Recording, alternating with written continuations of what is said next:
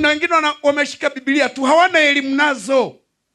Ndio maana akishika kuifundisha anashindwa ianzie wapi, aimalizie wapi. Matokeo anakuchapurishia mapambio na mabwana asifiwe yasio na idadi. Niliwaambia ukikutana na injili ina mabwana asifiwe mengi, elewa mwenye kufundisha, mwalimu wa siku hiyo hana chochote kwenye maandiko.